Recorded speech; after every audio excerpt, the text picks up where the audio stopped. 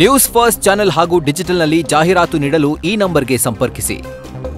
DCM ಅವರು ನಮ್ಮ ಉಪಮುಖ್ಯಮಂತ್ರಿಗಳು UKPಯ ಲ್ಯಾಂಡ್ ಅಕ್ವಿಸಿಷನ್ ಬಗ್ಗೆ ಕಾನೂನಿನ ಸಮಸ್ಯೆಗಳ ಬಗ್ಗೆ ಆ ಪ್ರಾಜೆಕ್ಟನ್ನು ಪೂರ್ಣಗೊಳಿಸೋದ್ರ ಬಗ್ಗೆ ಚರ್ಚೆ ಮಾಡೋದಕ್ಕಂತೇಳಿ ಆ ಭಾಗದ ಮಂತ್ರಿಗಳನ್ನು ಕರೆದಿದ್ದರು. ಸನ್ಮಾನ್ಯ MB ಪಾಟೀಲ್ರು, ಸನ್ಮಾನ್ಯ ತಿಮ್ಮಾಪುರವರು, ನಾನು ಸಭೆಯೊಳಗೆ ಪಾಲ್ಗೊಂಡಿದ್ವಿ. ನಮ್ಮಿಂದಲೂ ತಿಳ್ಕೊಂಡ್ರು, ಅಧಿಕಾರಿಗಳಿಂದಲೂ ತಿಳ್ಕೊಂಡ್ರು. ಒಟ್ಟು ಕಾನೂನಿನ ಏನು ವಿವರಗಳದಾವೋ ಅವೆಲ್ಲವುಗಳನ್ನು ಅವರ ಗಮನಕ್ಕೆ ತರಲಾಗಿದೆ. ಒಟ್ಟು UKP ಪ್ರಾಜೆಕ್ಟನ್ನು ಮುಗಿಸೋದಕ್ಕೆ, ಪೂರ್ಣಗೊಳಿಸೋದಕ್ಕೆ, ಆಮೇಲೆ ಅದರಿಂದ ಆಗುವಂಥ ನೀರಾವರಿ ಪ್ರದೇಶವನ್ನು ಸೃಷ್ಟಿ ಮಾಡೋದಕ್ಕೆ ಯಾರ್ಯಾರು ಎಲ್ಲೆಲ್ಲಿ ಏನು ಪ್ರಯತ್ನ ಮಾಡಬೇಕು. ರೈತರು ಸಹಿತ ಹಲವಾರು ಸಂದರ್ಭಗಳಲ್ಲಿ ಈಗಾಗಲೇ ತ್ಯಾಗ ಮಾಡಿದ್ದಾರೆ ಮತ್ತು ಇನ್ನೂ ಹೆಚ್ಚಿನ ತ್ಯಾಗವನ್ನು ಅವ್ರು ಮಾಡಬೇಕು.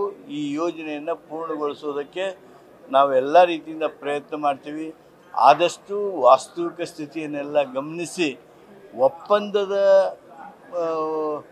ರೀತಿಯೊಳಗೆ ಇದನ್ನು ಮುಗಿಸೋದಕ್ಕೆ ಅವರೆಲ್ಲರ ಅನುಮತಿಯನ್ನು, ಸಹಮತಿಯನ್ನು, ಕನ್ಸೆಂಟನ್ನು ಪಡೆದುಕೊಳ್ಳೋದಕ್ಕೆ ಏನೇನು ಸಾಧ್ಯ ಅದ್ರ ಬಗ್ಗೆ ರೈತರ ಜೊತೆಗೆ ಮಾತನಾಡೋದಕ್ಕೆ ನಮ್ಗೆ ಈಗಾಗಲೇ DCM ಅವರು ಮಾತನಾಡಿದ್ದಾರೆ. DCM ಅವರು ನಾವು ರೈತರ ಜೊತೆ ಮಾತಾಡಿ CM ಅವ್ರ ಜೊತೆಗೆ ಆ ವಿಚಾರವನ್ನು ಸ್ಪಷ್ಟವಾಗಿರಿಸ್ತೀವಿ. ಒಂದು ಹೊಂದಾಣಿಕೆಯ ಅಂಶ ಇದರೊಳಗೆ ಎದ್ದು ಕಾಣ್ತಾ ಇದೆ. ಅದನ್ನು ಹೊಂದಾಣಿಕೆ ಆಗಬೇಕು, ತನ್ಮೂಲಕ ಈ ಯೋಜನೆ ಪೂರ್ಣಗೊಳ್ಳಬೇಕು ಅಂತೇಳಿ ಹಾರೈಸ್ತೀವಿ.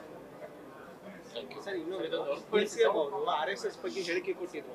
DK ಹರಿಪ್ರಸಾದ್ ಅವರು ಕ್ಷಮೆ ಕೇಳಬೇಕು ಅಂದ್ರೆ ಅದಕ್ಕೆ DCM ಅವರು ಕ್ಷಮೆ ಕೋರಿದ್ದಾರೆ. DCM ಅವರು ಈಗ ಅದ್ರ ಬಗ್ಗೆ ಪ್ರೆಸ್ ಕಾನ್ಫರೆನ್ಸ್ ಮಾಡಿದ್ದಾರೆ. ಅಲ್ಲಿಗೆ ಅದು ವಿಷಯ ಪೂರ್ಣ ಆಯಿತು, ಮುಗೀತು ಅಲ್ಲಿಗೆ. ಅದನ್ನು ಮತ್ತೆ ನಾವೊಂದು ಉತ್ತರ ಕೊಡೋದು, ನೀವು ನಮ್ಮನ್ನು ಕೇಳೋದು, ಮತ್ತೊಂದು ಕೇಳೋದು ಆಗಬಾರ್ದು. ನಮಸ್ಕಾರ. ನ್ಯೂಸ್ ಫಸ್ಟ್ ನಿರ್ಭೀತಿಯಿಂದ ನಿಮ್ಮ ಪರವಾಗಿ.